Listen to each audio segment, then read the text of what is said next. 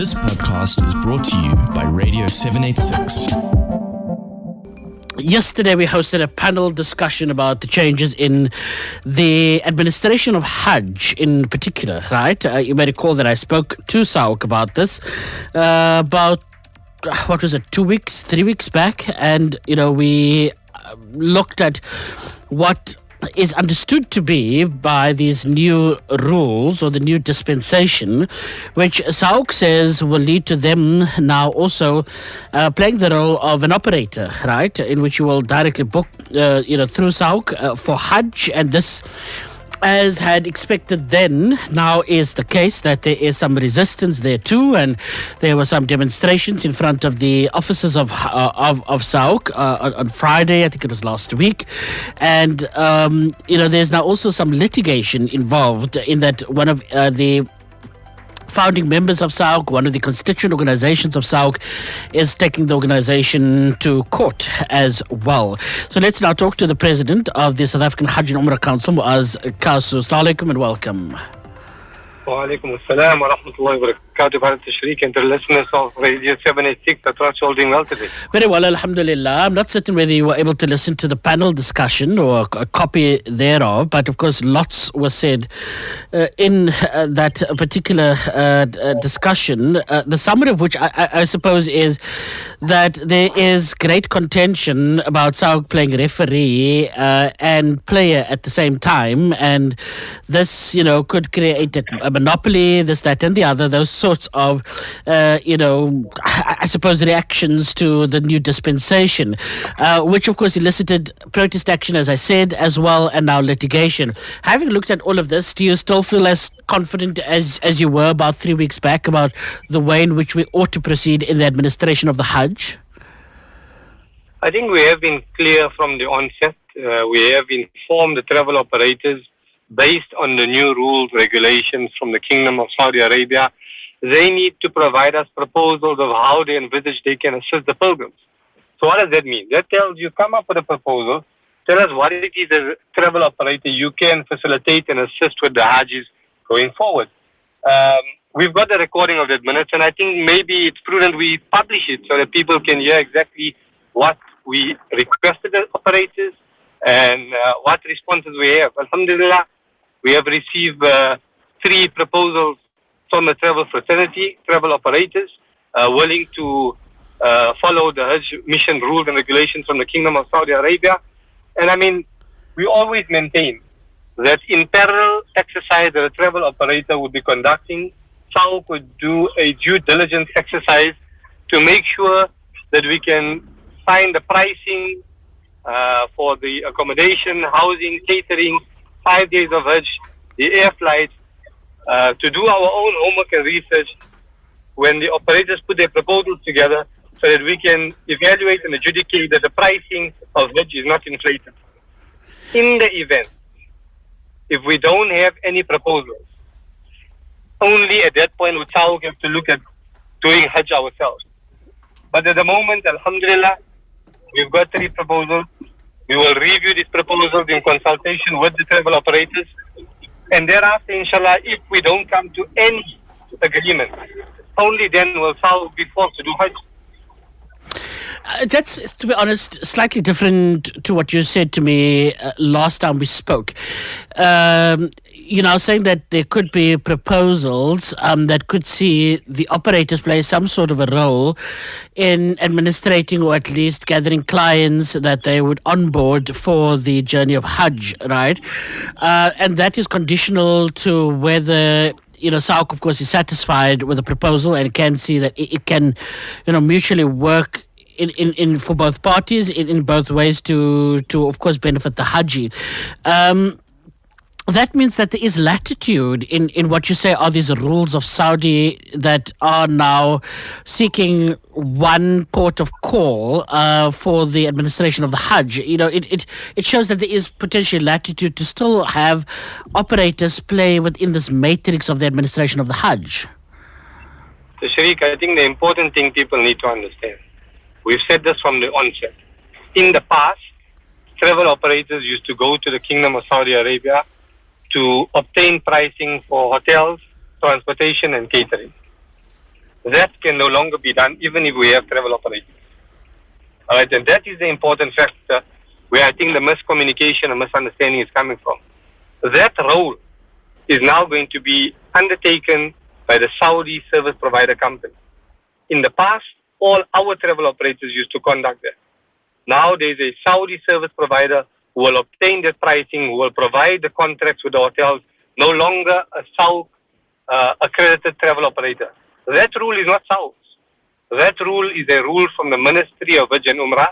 We have published that rule in the public domain. It is out on social media, all 16 rules and regulations. And that is not going to change unless the Ministry of Hajj and Umrah changes those rules and regulations. So an operator, hence we've asked the operators, based on those rules and regulations, where you no longer can go and obtain pricing from the Kingdom of Saudi Arabia, can you provide us a business proposal of what it is that you can do? And 3 operators have come up with proposals in which we will now review and make a decision if it falls in line. I don't want to preempt anything, but we have to allow the process to follow. We've got committees that are reviewing it internally. And inshallah, they will interview the operators who submitted proposals, and then they will make the necessary decision. In the event. But based on that... there is no agreement with the operator.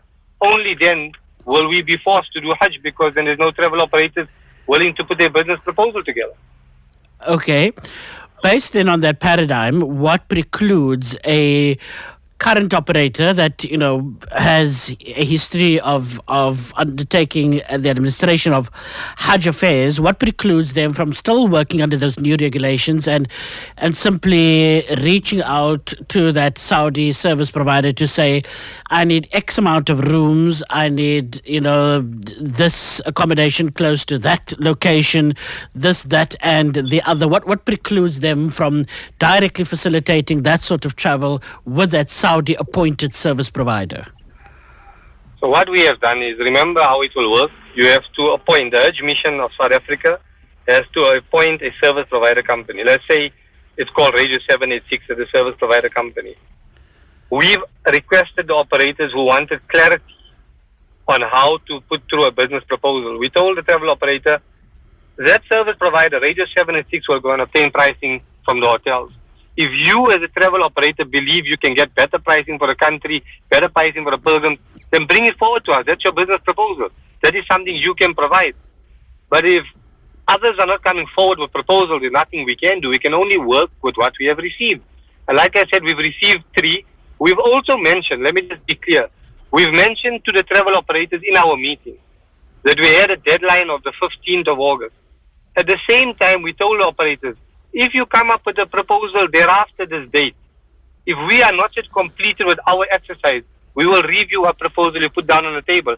And I think the easiest to eliminate all this misconception in the public domain is for us to share that entire meeting that was done online so the public can hear for themselves what SAHUC had put forward to the operators, the responses from the operators, and people will perhaps get a better understanding of exactly what was outlined to the operators and the requirements.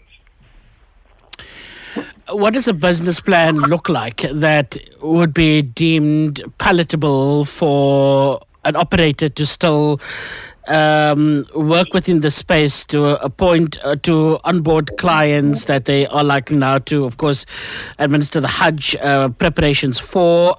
What does a business plan look like that makes them part of the matrix of, you know, the administration of Hajj? So I'm going to give you an example. For example, you're a travel operator.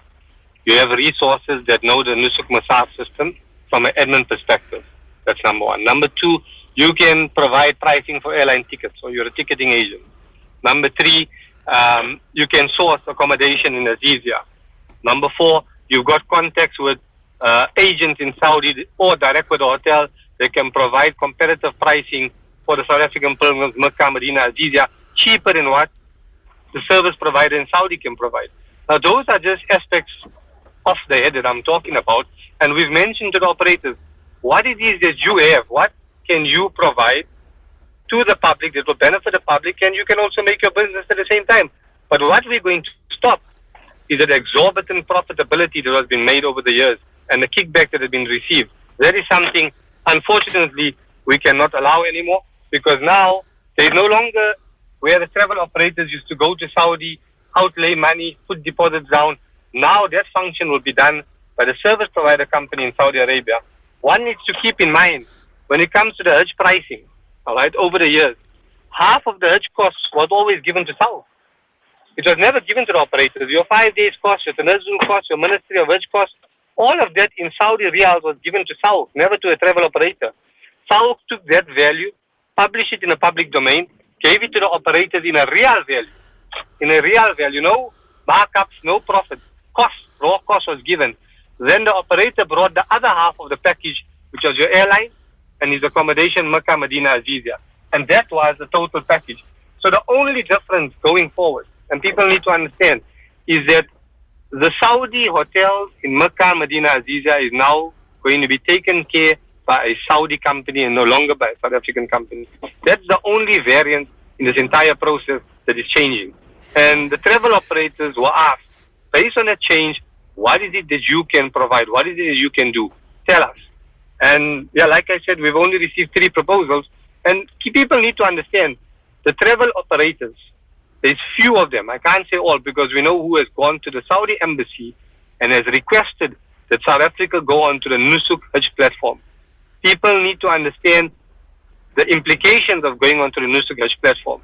And what we're going to request is those operators that have gone out in the public domain and are misleading the public that we should go onto Nusuk Hajj platform, that those travel operators should come out on their letterheads and state to the public the pros of going on the Nusuk Hajj platform and the reasons why they are requesting it to the Saudi embassy and the Saudi government. Because if they do put us in that category, I think it's going to be a major challenge for majority of the South Africans who are low to medium income earners in South Africa. And it's going to be a challenge, and people need to understand, if the operators are asking for that model, and if the ministry provides that model to South Africa, then somebody must answer when things don't go right, and when pricing are exorbitant, when all the pilgrims who are registered right now, the 50-odd thousand, that queue will be scrapped, and every single South African will have to register every year onto the Nusuk Hajj platform and hope and pray that their name comes out. And when your name comes out, you got to have money of the total package in your digital wallet. If you don't have the money, you're not going for Hajj. So I think people need to understand the implications of what is being asked for by certain travel operators to the Saudi government, and we want them to come out on the letterheads and provide to the public what are the pros of the Nusuk Hajj platform. Yeah, look, I mean, I suppose the contestation around the Nusuk Hajj platform is that on the one end, there are those that says it gives power to the consumer to decide and to administer their own affairs away from the way it's always been done. And so there you can go, onto the Nusuk. If you have enough money, you can take a luxury package, a premium package. There's a standard package, which is a 4-star or 3-star hotel, etc. You get to choose the sort of designated areas that you may want to be living in, that sort of thing. So you get to essentially book your entire package through this platform. And your contestation is that while to a certain degree that could work, that it's a paradigm or it's a system that is going to make Hajj terribly expensive. Is that your argument? It's not only about it making Hajj expensive. The argument one must understand is, first and foremost, travel operators in South Africa are arguing that they have negotiation powers to reduce pricing for Hajj. All right? At the same token, you're saying we must go onto the Nusuk Hajj platform, but there you've got no jurisdiction over the pricing.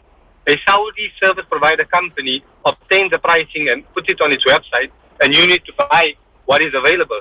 You don't have room to negotiate. Neither SAHUC nor a South African travel operator can negotiate hotel pricing in Saudi. That's number one. Number two, let's look at South Africa. Almost every single day, whether it's Hajj season or not Hajj season, we get calls, we get online tickets, and we get physical visits to our office where people are inquiring about Hajj, inquiring about their position, inquiring about what is the best way to go, which operator, pros and cons of Hajj, logistics, admin. That all will be gone. There will no longer be support for the people. It's completely gone. Let's look at another aspect. Over the years, and I'm not talking the last 5, I'm talking 10, 20 years. Every single year, when SAHUC releases the dynamic registration portal and then we go into the accreditation process, we have a 50% cancellation because people can't afford Hajj. It's become expensive. Now, how are you going to work the Nusuk platform? When people go to the kingdom, Alhamdulillah, they're provided with medication. We have a medical facility for them. They come to our local doctors. They get treatment. Ask those who have been on Hajj the last 5 years. Ask them, is that medical facility helping them? Did it help them? Was it effective? On the 5 days of Hajj, when people start dropping like flies because of dehydration, was the clinic there? Was SAHUC there? Did we assist them? Those are key. In the camps, it's either you have your Hajj mission. If you don't have your Hajj mission, you got to walk to the local clinic facility in Mina, Arafat. So people need to understand why the ministry has put in these Hajj missions to look after your people.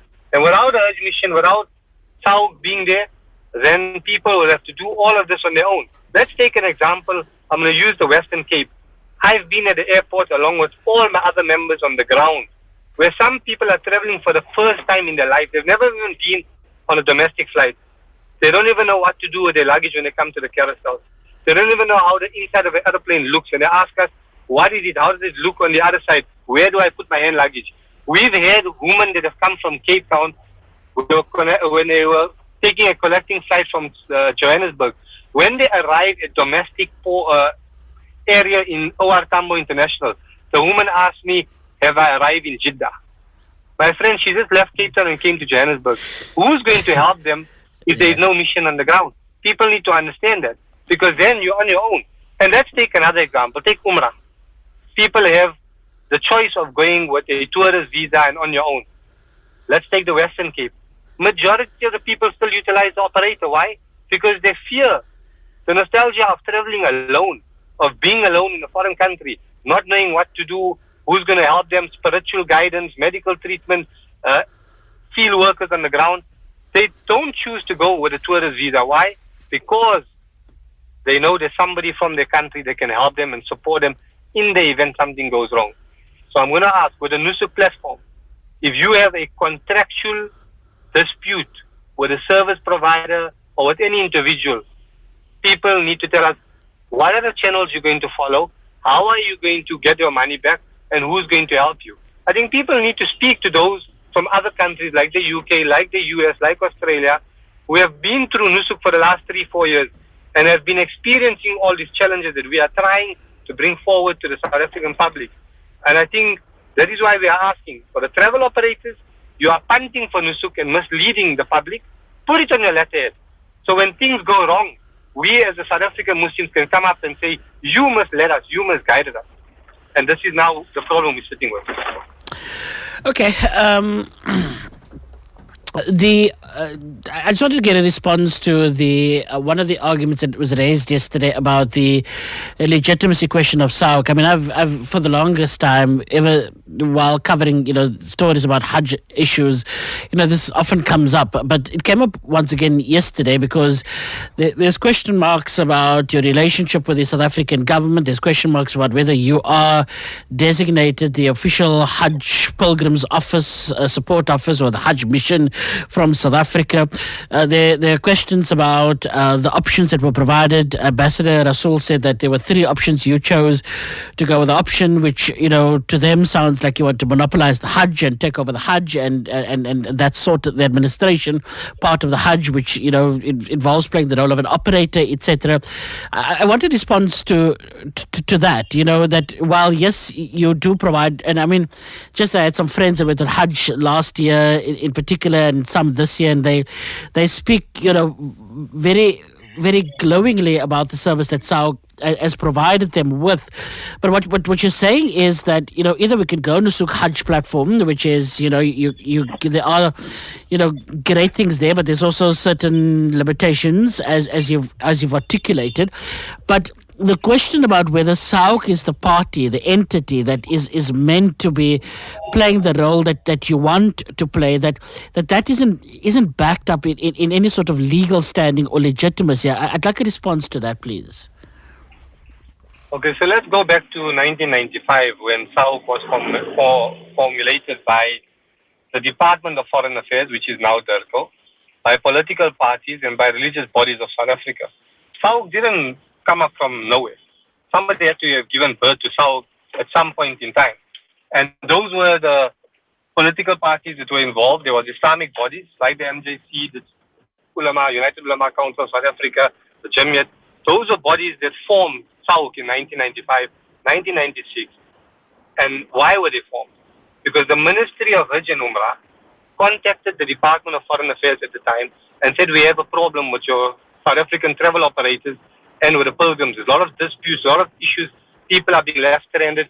You need to formalize a body, one body that's going to look after your pilgrims in the Kingdom of Saudi Arabia.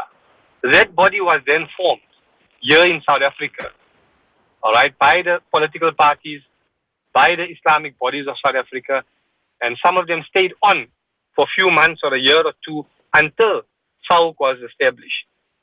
Now, 30 years later, we are still in consultation with the Department of International Relations and Cooperation.